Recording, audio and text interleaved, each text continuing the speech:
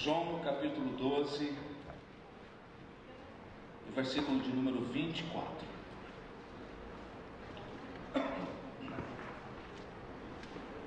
Eu estou com meu braço, meu dedo aqui pegando fogo. 10 anos sem trocar esses negócios aí. A idade vai chegando. É fácil não. Quantos acharam João 12, 24? Cadê um bem favoroso que quer ler forte aí para nós? 1, 2, 3. Na verdade vos digo que, se o grão de trigo caindo na terra não morrer, fica ele só, mas se morrer, dá muito fruto. Quantos podem dar glória a Deus? Nós estamos falando sobre potencial, sobre descoberta, certo? Sim ou não? Sim. Quantos já descobriram alguma coisa nova que o Senhor revelou ao teu coração? Algum dom, algum talento, algo que você nem sabia que tinha? Alguma coisa, algum desejo? Tem alguém? Eu ministrei aqui, mostrei um grão de feijão. Quantos lembram? E eu perguntei para vocês sobre esse grão de feijão. O que vocês estavam vendo? Todo mundo diz assim, grão de feijão. Eu disse não. Né? Deus está vendo aqui, olhando um feijoal. Isso é potencial. Glória a Deus. Por isso que eu disse para você olhar para alguém e falar assim: você é muito mais daquilo que as pessoas podem ver. Existe um potencial dentro de você, liberado por Deus. Escute isso que eu vou falar para você. Deus é um Deus responsável, tá? Deus é um Deus responsável. Na parábola dos talentos, do capítulo 25 de Mateus, fala que o Senhor deu 5 talentos para um, 4 para um e deu 1 para outros. Lembram disso? Quantos lembram? Amém? Isso quer dizer o quê? Que existem pessoas que têm 5 talentos, outros têm 4 talentos, mas todos temos 1 talento. Ninguém na face da terra pode dizer: pastor, eu não sei nada, eu não tenho talento. Isso não é verdade. Pela palavra de Deus, isso não é verdade. Todos nós temos algo dentro de nós que nasceu junto com a gente, que é uma área potencial que Deus nos deu.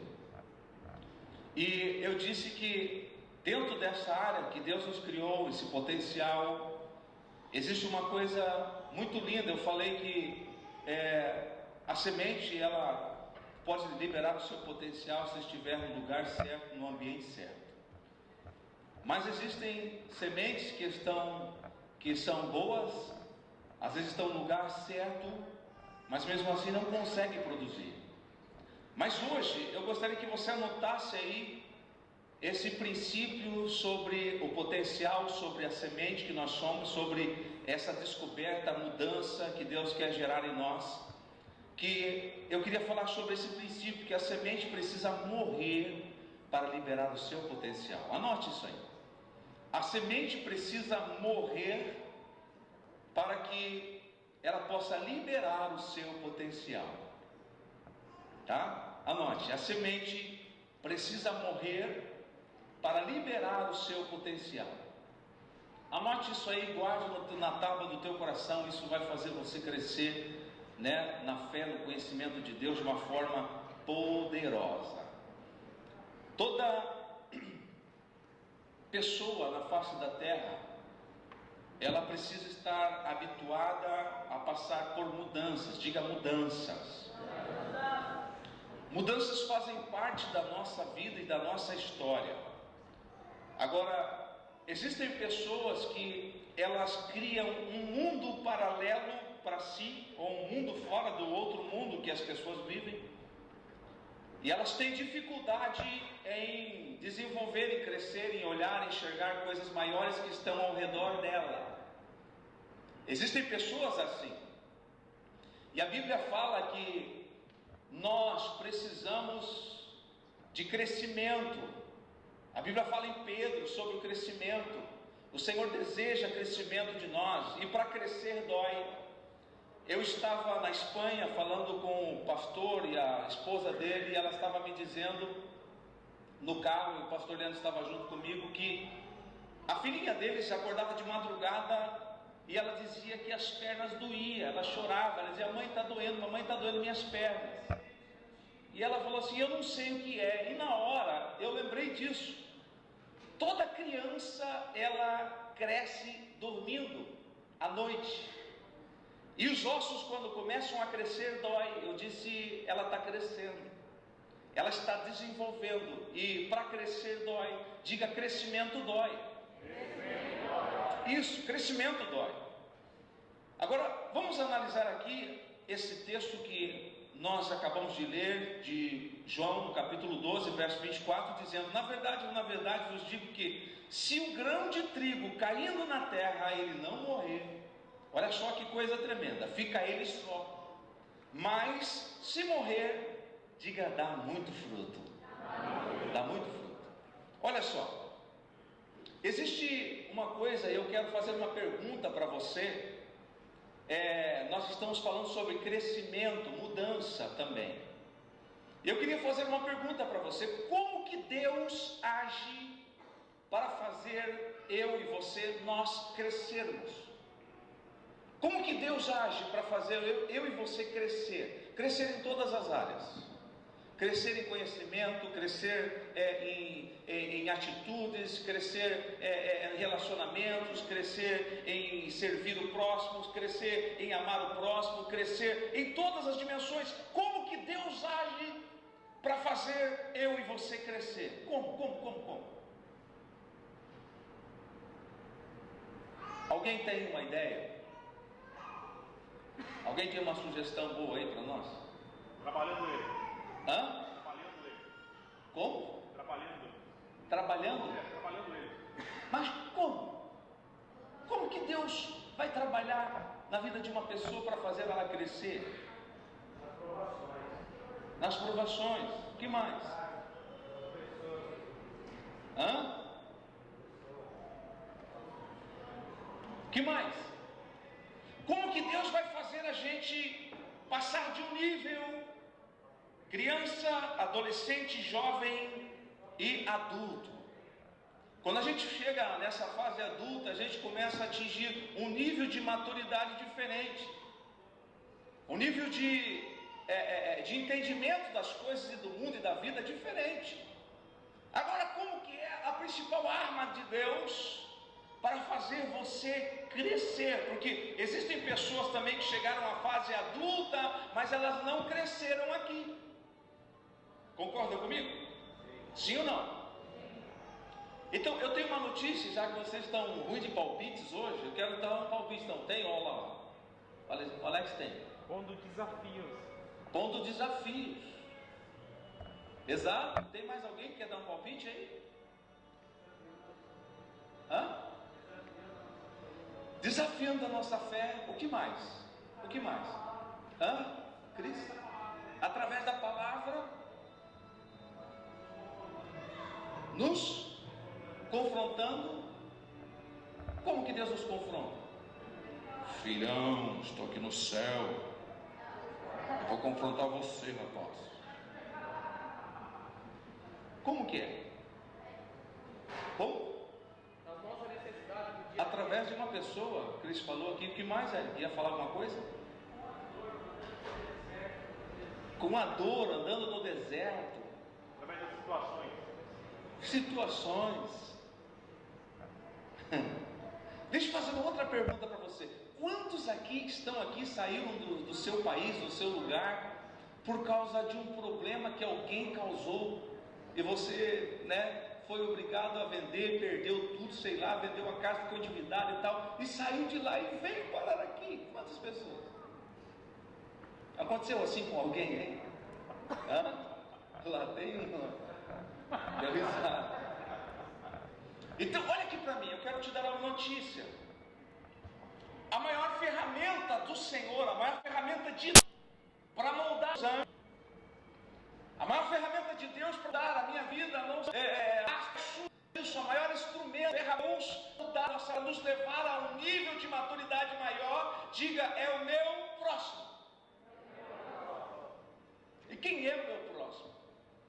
Pode ser a tua esposa, pode ser o teu esposo, pode ser o seu filho, pode ser o seu patrão, pode ser a sua mãe, pode ser o seu pai, pode ser um amigo seu, pode ser alguém. Mas o certo é que a Bíblia diz, Provérbios 27:17, que assim como o ferro, com o ferro se afia. Alguém pode terminar aí? O homem afia o próprio homem, quer dizer, o seu próximo. O seu próximo. Então veja, a forma de Deus trabalhar na nossa vida, trazer crescimento para nós, não é através dos anjos, não é através do universo, não é através de coisas, mas é através do foco principal, são pessoas. O Eric falou, deserto, mas às vezes alguém nos leva para o deserto.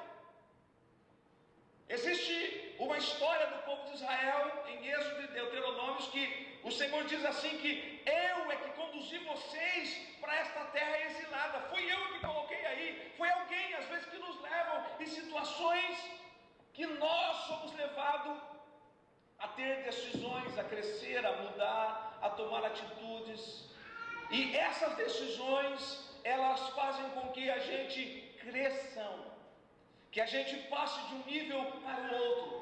E hoje eu gostaria de falar de uma decisão que nós precisamos tomar, e às vezes aqui está o grande erro da vida cristã, que muitas pessoas não conseguem entender, ou entendem, mas não querem aceitar, é que Jesus, ele veio sabendo e vivendo para morrer.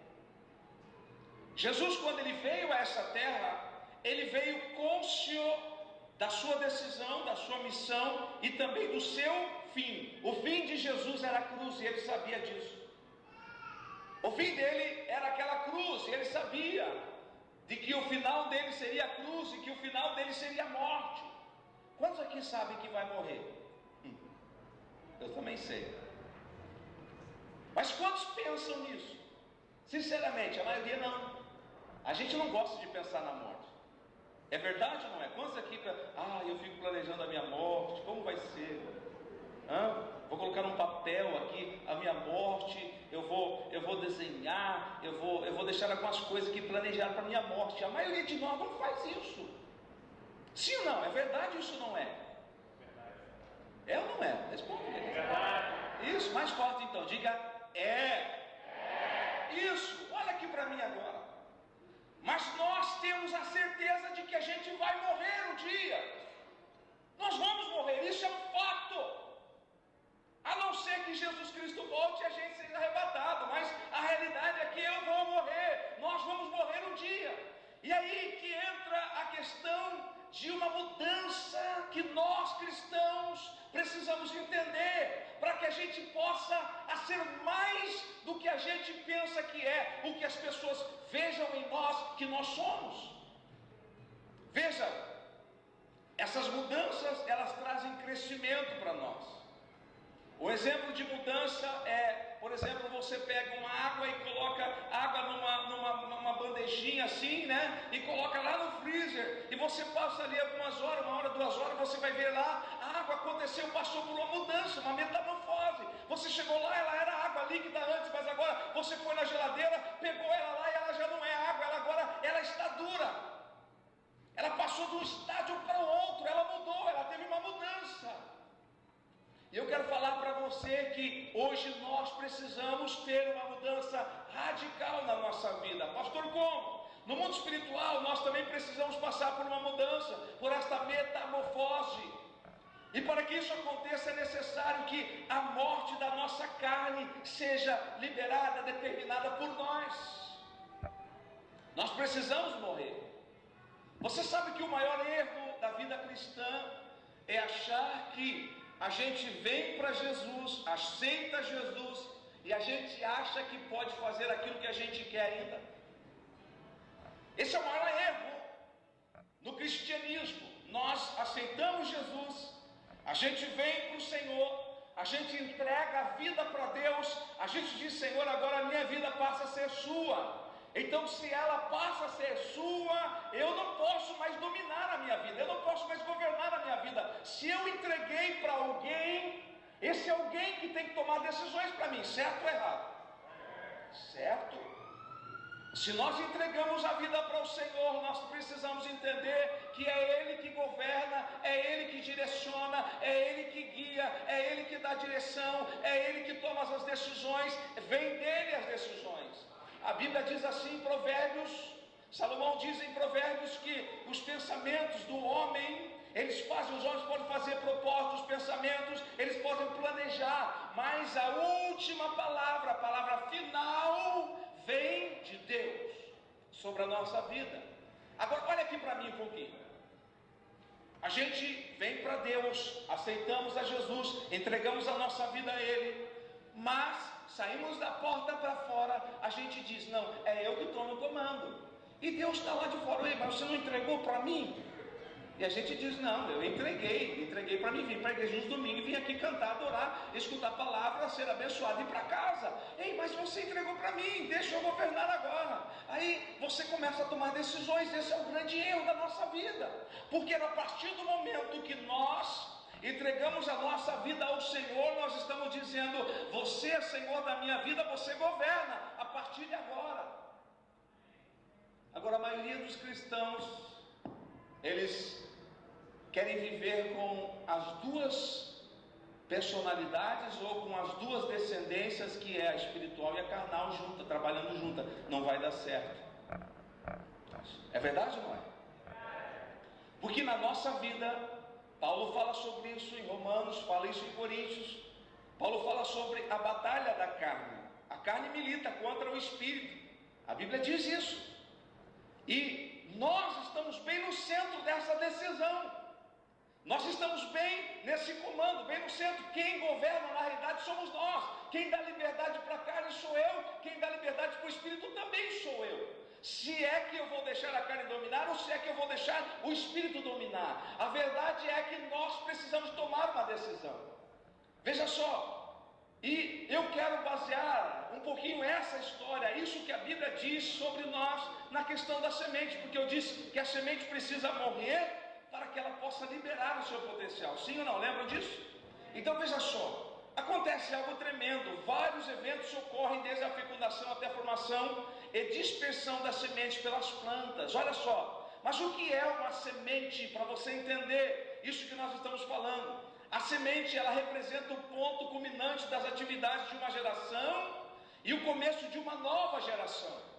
Veja, se nós omitirmos a semente de lançar na terra aquela geração de árvores, de plantas, de frutas que seriam ali semeada, se nós não lançarmos, segurarmos essa semente, ela não vai dar continuidade à geração das plantas, dos frutos, das sementes que está sobre a nossa responsabilidade, na nossa mão.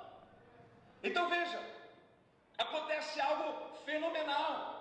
A semente, ela cai nas nossas mãos e alguém precisa tomar uma decisão de semear ou não, mas ela precisa ser semeada. Agora, quando a semente é semeada, acontece algo fantástico. Acontece algo fantástico. A semente, ela é semeada na terra e uma das primeiras coisas que acontece, ela começa a passar por um processo chamado morte ou dispersão. Ela começa a morrer. A semente, ela não passa de uma semente se ela não for lançada na terra e ela não ter uma atitude de abrir mão da sua própria vida para gerar uma outra vida. Então ela é lançada sobre a face da terra, nós adubamos, colocamos água e ela começa a passar pelo processo de morte. Esse processo de morte ocorre lá dentro da terra. Ela começa a soltar as cascas, começa a mortificar aquela parte que estava aparentemente viva para nós. Ela começa a morrer. Ela se permite morrer primeiro. E é quando ela consegue terminar esse processo de morte, dentro da semente ela se abre. Essas partes que estavam protegendo esse potencial que é a planta dentro dela, ela se abre, cai morta e dá vida, ela começa a liberar uma vida, uma nova árvore, que vai dar a geração para que essa árvore possa produzir mais frutos, e através dos frutos tenha mais sementes, e através das sementes tenha outras gerações de árvores, e assim por diante. É esse processo que acontece na vida da semente. Agora veja, esse mesmo processo, a Bíblia diz, Jesus disse que nós precisamos passar. Nós somos uma semente de potencial que Deus liberou sobre a terra. Ele disse assim: eu vou liberar sobre a face da terra milhares e milhares e milhares de sementes que tem aqui no céu, de filhos celestiais. A Bíblia diz que nós somos filhos de Deus. Então o Senhor tomou uma decisão de semear sobre essa terra. Agora existe algo que nós não temos entendido, é que nós precisamos tomar a decisão de morrer. E eu quero falar sobre o teu funeral hoje. Eu quero falar sobre a sua morte hoje. Eu quero falar sobre algo que nós precisamos entregar ao Senhor e dizer: Senhor, eu quero que isso morra, que fique enterrado, para que o meu lugar, o meu espírito dê vida, para que eu possa produzir muitos e muitos frutos. Queridos, certa vez Jesus disse aos discípulos a seguinte questão. Ele disse assim: olha, quem quiser vir após mim, o que ele disse?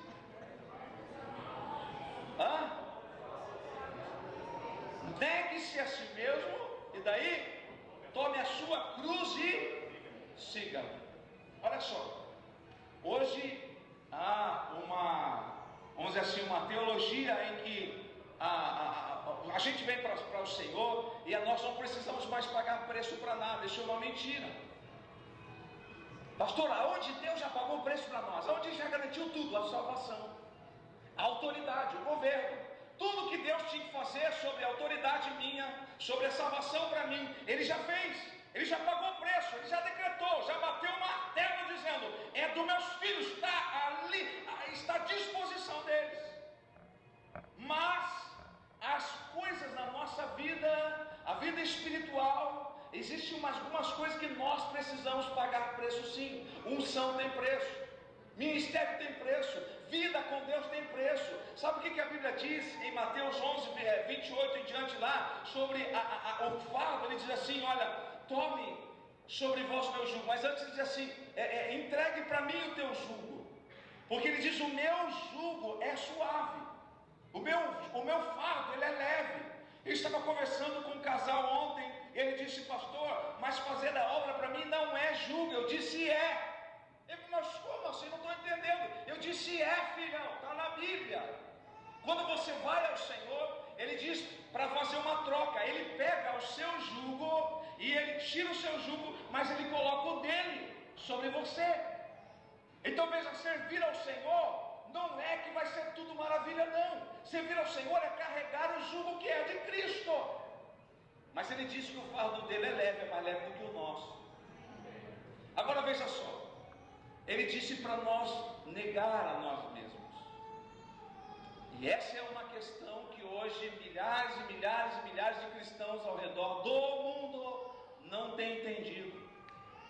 A gente quer servir a Deus dentro dos nossos parâmetros. Nós queremos caminhar com o Senhor dentro das nossas ideologias. Nós queremos andar com Deus desde que ninguém confronte a nossa vida, como o pastor Bira diz, que o Senhor confronta a nossa vida para o crescimento. Nós queremos caminhar com o Senhor desde que ninguém, nem um líder, nem pastor. E lembre-se, Deus usa homem, Deus usa mulher, Deus usa pessoas para trazer mudança e crescimento sobre a nossa vida. Deus faz assim. Mas nós queremos caminhar hoje dentro da igreja, ou quando eu falo a vida cristã, não é só dentro da igreja, fora também, principalmente fora. Aqui é muito fácil ser cristão, lá fora é que é preciso ser, e aqui é mais difícil. E nós precisamos entender isso. E eu queria falar com você, olha assim, todas as vezes que nós resolvemos se alimentar da árvore da vida, o que é a árvore da vida? É o Senhor, é Jesus. Nós precisamos entender que, seja todas as vezes que nós fizermos isso, nós vamos passar, experimentar uma dimensão de morte. Nós vamos passar por uma dimensão de morte. Nós vamos passar por um lugar de luta, de mudança. E eu quero dar um exemplo rápido aqui para você de alguém que foi por um lugar onde ele teve que tomar uma decisão, ele teve que mudar a vida dele, teve que entregar por completo a vida dele ao Senhor, e ele começou então a mudar a vida dele a partir de então. Quem é, pastor? Jacó. A Bíblia diz lá em Gênesis, no capítulo 32, o verso 28, dizendo assim: então disse: já não te chamarás Jacó, e sim Israel, pois como príncipe lutastes com Deus e com os homens e prevalecestes. Eu não vou detalhar a história de Jacó, porque você já sabe. Mas eu quero trazer à tona hoje a vida de Jacó, porque a vida dele é um exemplo, é um referencial para mim de mudança, de transformação. A Bíblia fala que Jacó, você sabe da história, Jacó sai, no capítulo 28 de Gênesis, você vai ver essa história. Ele sai da sua casa, sai fugido, lembra da história? Capítulo 28 de Gênesis, ele sai fugido de casa, ele vai para a casa do tio, né? Labão, chega lá, aquela história toda, ele conhece a esposa dele, trabalha 7 anos, mais 7 por outra, aquela história toda. Mas a questão é que sempre na nossa vida, veja, Jacó teve uma história longa, e o nome dele significava enganador. Teve uma história longa, ele conseguiu casar, conseguiu instituir família, conseguiu vencer, conseguiu ter filhos, conseguiu riqueza, conseguiu enriquecer. Mas teve um momento na vida dele que ele teve que tomar uma decisão. Para que ele pudesse voltar e consertar os erros do passado dele. Ele voltou, e quando ele voltou, a primeira coisa que aconteceu na volta dele, porque ele queria ver os pais, ele queria rever a vida dele, queria refazer a vida dele, mas ele estava ainda lutando contra o próprio homem, contra o próprio Espírito de Deus que havia sobre a vida dele. Ele precisava liberar sobre ele, que estava dentro dele, o homem de Deus que ele era. Mas até então, ele não tinha conseguido.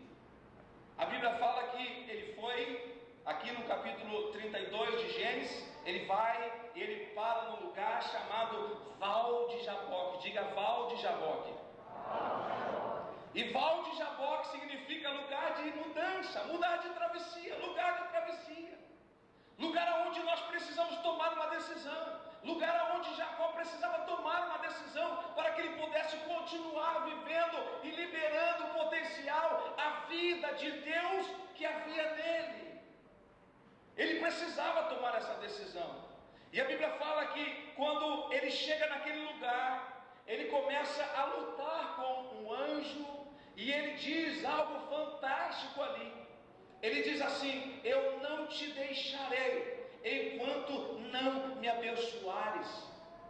Um homem que tinha um passado de erros, um homem que tinha um passado de falhas, um homem que tinha um passado errado diante da sociedade, podemos assim dizer, um homem que tinha diante de Deus também uma vida errada, mas ele tinha um desejo de mudança, um desejo de consertar. Ele vai para aquele val, chegando ali naquele lugar, não havia ninguém.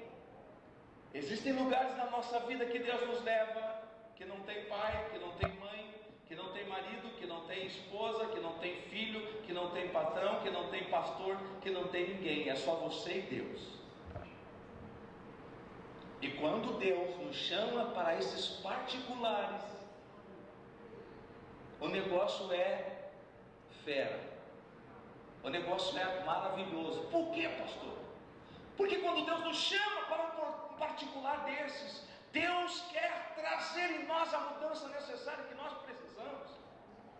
Nós estamos às vezes encurralados por Deus para que a gente possa tomar mudanças, atitudes que gerem mudança na nossa vida, e a gente não tem entendido isso.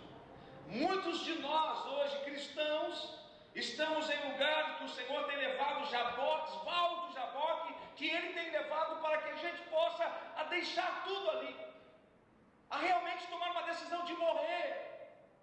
Um tempo eu preguei lá em Suíno falando sobre aquele filme do Jason, né? Que é sempre quando terminava um filme, lembra disso? Que sempre o cara que estava ali aterrorizando, ele morria, mas no final ele mexia sempre um dedo. Não é assim? Você mexia um dedo, aí o cara já terminava pensando no filme, vai ter o próximo, que o miserável não morreu. Aí tinha o próximo, o cara estava morto aí, tudo destruído. Daqui a pouco abriu o olho, a gente sabia que estava vivo ainda, ia ter o próximo, o cara não morreu. Queridos, existem cristãos dentro da igreja que é desse jeito. O Senhor leva ele a uma situação, a uma altura, o cara morre, o cara mata, o cara destrói, ele está lá passando por aquela prova, e aí a gente olha e diz, não, agora, daqui para frente vai romper, que nada, a morte está, a carne está dando um surtãozinho lá, levanta um dedinho, e eu não morri. Aí Deus diz assim, meu Deus, eu preciso que ele morra, eu preciso que a carne seja morta, para que eu possa liberar a unção, o Espírito que há dentro dele, eu preciso que seja liberado isso, mas a gente não toma decisão.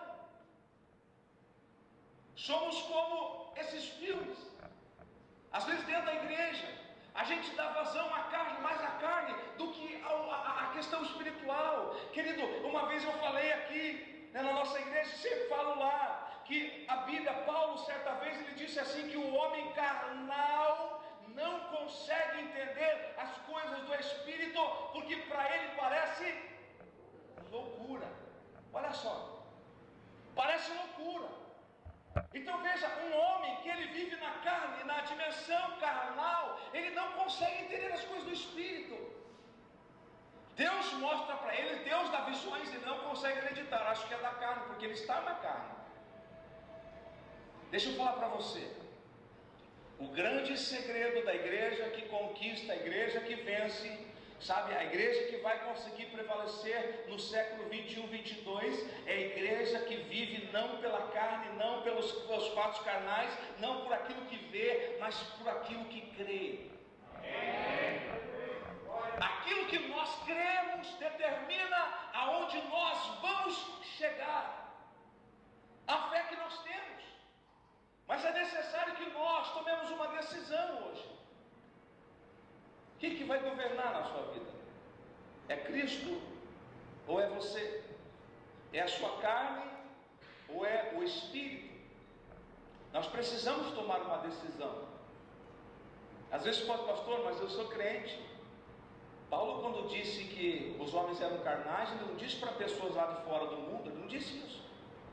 Quando Paulo escreveu esse texto dizendo que o homem carnal não entende as coisas do Espírito, ele não estava falando para homens fora da igreja, ele estava falando para uma igreja. Às vezes a gente vem para a igreja, a gente oferta, dizima, a gente chora, a gente louva a Deus, mas ainda nós somos crentes carnais. A nossa vida ainda não, nós não tomamos uma decisão de viver e andar pelo Espírito. E Pedro fala que o homem espiritual, vocês não são mais carnais agora, vocês são espirituais, e o homem espiritual, ele anda pelo Espírito. E eu quero dizer para você, o nosso potencial está no nosso Espírito, não está na nossa carne. Pastor, por quê? Porque a Bíblia diz que eu sou o Espírito. Eu só tenho um corpo de barro aqui, de carne, porque eu ia habitar na terra, e o Senhor me deu esse corpo para habitar na terra, mas o meu potencial, quem eu sou? A Bíblia diz que eu sou semelhante a Cristo, e Cristo não tem carne, sou semelhante a Ele, Deus, Ele não tem carne, Ele é Espírito, e a Bíblia diz que nós somos feitos à imagem e semelhança dEle. Está fraco esse amém, tem que ser mais forte. Amém. Eu estou falando que você é semelhança dele. Você é semelhança dele. Exato. Veja só, a nossa compreensão, quando a gente fala a semelhança de Cristo, parece que está tão longe. Não está, queridão, não está. Você é semelhança do Senhor. Agora, uma coisa legal aqui na questão da semelhança é a palavra hebraica para semelhança. Sabe o que significa para nós? Funcionar como. Olha só que lindo isso. A palavra hebraica para semelhança é funcionar como. Olha só, deixa eu falar algo para você. Deus criou eu e você para funcionar como Ele. Amém. Olha só, Deus me criou para funcionar, vou falar de novo, tá fraco aí. Deus me criou, Deus nos criou para funcionar como Ele. Exato. Agora veja, se nós não estamos funcionando como Deus, alguma coisa está errada. Não é em Deus, é em nós. Estou certo ou errado? Deus nos criou, olha só, quando eu li isso aqui, busquei e descobri, né, sobre semelhança de funcionar como Deus, falei, meu Deus, tem alguma coisa errada comigo.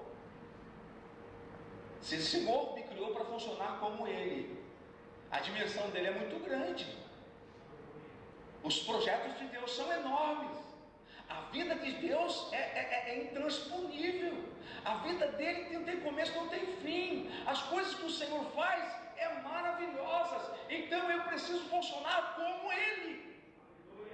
Você precisa funcionar como Deus. Agora, para funcionar como Deus, você precisa viver mais por fé do que por vista. Sabiam disso? Porque a mola propulsora que move o reino de Deus e move Deus se chama fé. Fé. Olha aqui para mim, só para você entender. Olha como que Deus é loucura, as coisas de Deus, as coisas do Espírito é loucura mesmo, querido. Imagine Gênesis 1, capítulo 1 diz que no princípio criou Deus os céus e a terra era sem forma e vazia, e havia abismo, né, sobre a terra, e o Espírito pairava sobre a face do abismo. Olha só, como que loucura é essa? Deus olha o caos na terra, Ele olha essa dimensão de abismo, e Ele diz assim, haja luz lá. E a Bíblia diz, gente, que houve luz. Haja luminares lá. E a Bíblia diz que houve luminares.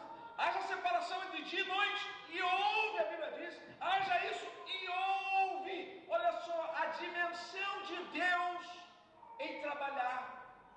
Olha aqui para mim. Ele trouxe à existência coisas inexistentes. Você entendeu? Vou repetir de novo. Ele trouxe à existência coisas inexistentes para nós. É dessa forma que Deus funciona. Deus funciona através da palavra profética da fé. E a Bíblia diz que eu preciso funcionar como Deus funciona. Mas a questão aqui é, por que eu não funciono como Deus? Por que eu não funciono como Deus? Deus diz, haja e ouve. E Ele diz, você foi criado para funcionar como eu. Mas eu falo e não acontece. Por que, pastor? Porque a dimensão de Deus é fé, é espiritual. A dimensão de Deus não é carne. A carne diz, não tem jeito. A dimensão carnal diz, é impossível. A dimensão da carne diz assim, não vai dar certo. A dimensão da carne diz aqui, isso aqui nunca vai funcionar. A dimensão da carne diz, você vai dizer assim, pastor, é impossível eu ter aquilo que eu sonho. Essa é a dimensão carnal. Essa é uma dimensão que nós, a carne, vive manejando na nossa vida, colocando sobre nós. Mas eu quero dizer nesta noite uma palavra, quero deixar uma palavra profética sobre você. Você foi criado para funcionar como Deus. Glória a Deus!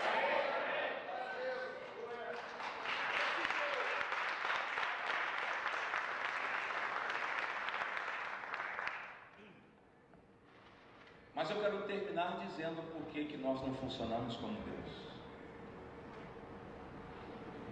É porque nós não tomamos a decisão ainda de matar a carne de vez.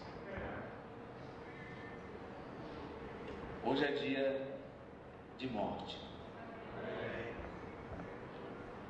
Pastor, por que isso? Nós estamos hoje no culto de Santa Ceia.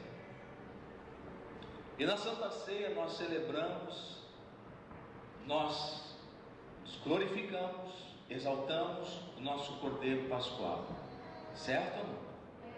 Através dele, a Bíblia diz que através da morte de Jesus lá naquela cruz do Calvário, através da morte dele, ele liberou, olha só, através da morte de Jesus na cruz, ele liberou sobre nós toda a vida, todo o potencial, toda a unção, toda a glória, todo o perdão, toda a mazela, toda a cura. Ele liberou a partir desse momento que ele decidiu morrer.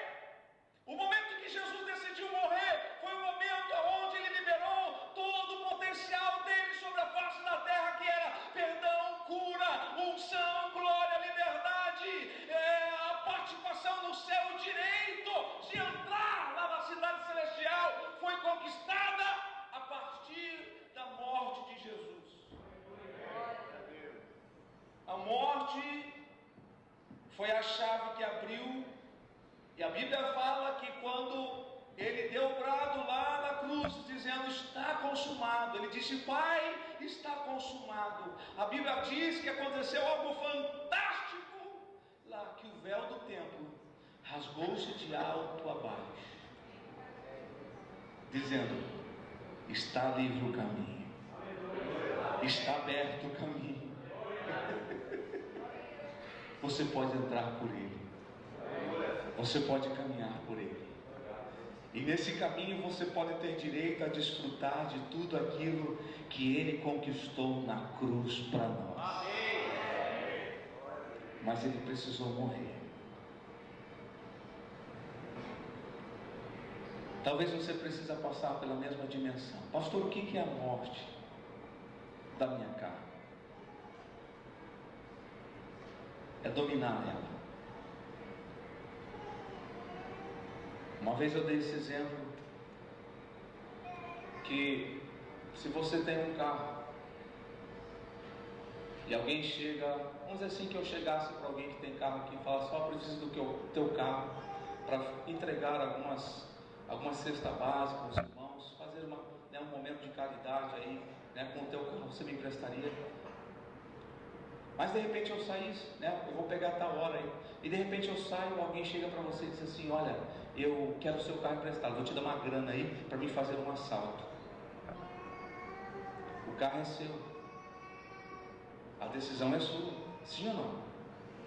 Você que vai escolher, decidir se aquilo que você tem vai ser usado para o bem ou para o mal. Deus te deu um veículo condutor na terra. O que é, pastor? O seu corpo.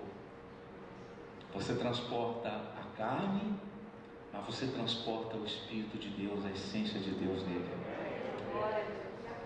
E cabe a você decidir para que você vai usar ele. Eu gosto de dar sempre esse exemplo, que a forma de nós, você pode perguntar: pastor, mas como que eu faço isso? Eu te dou esse exemplo, nós vamos orar agora. Se nós tivermos 2 cachorros, eu coloco numa jaula e coloco o outro noutra jaula, e os 2 estão presos, e durante uma semana eu alimento só um. No final da semana eu solto esse, solto aquele, e vou colocar os 2 para brigar. Qual que você espera que vença?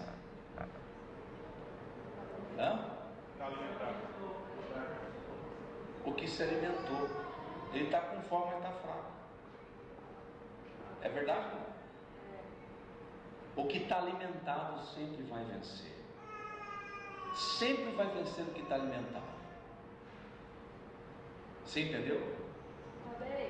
Pastor, como que nós vamos fazer brotar o Espírito, dar liberdade para o Espírito, renunciando, cortando o alimento da carne, aquilo que te dá prazer à carne, corte, querido, aquilo que está fazendo você afastar do teu Espírito, sufocando o teu Espírito, corta ele, para que o teu Espírito seja liberado em você. Eu quero que você coloque-se em pé agora.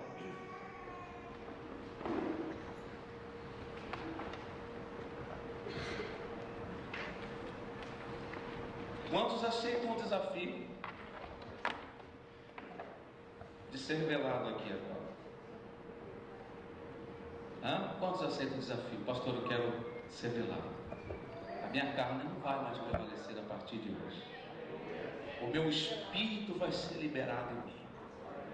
Olha o que Jesus disse: se o grão de trigo cair na terra, não morrer, fica ele só. Mas se morrer, traz muitos frutos. Você só pode desfrutar desse manancial hoje. Olha aqui, querido, você só pode desfrutar das glórias, das bênçãos do Senhor, do maná do céu, porque ele experimentou essa dimensão. Ele foi até a última consequência para você desfrutar disso. Quantos querem passar por essa dimensão hoje, dizendo: Senhor, pastor, eu quero que a partir de hoje a minha carne fique quietinha, eu vou dominar ela, eu vou matar ela, eu vou renunciar a ela, eu vou sacrificar ela, porque o meu espírito precisa falar mais alto em mim. Tem alguém? Eu sei que tem. Vem aqui, nós precisamos terminar, nós temos que passar para o outro ato, mas eu quero que você entenda isso. Sacrificar, colocar no Senhor. Cadê os obreiros aqui? Vem cá, nós queremos orar por você.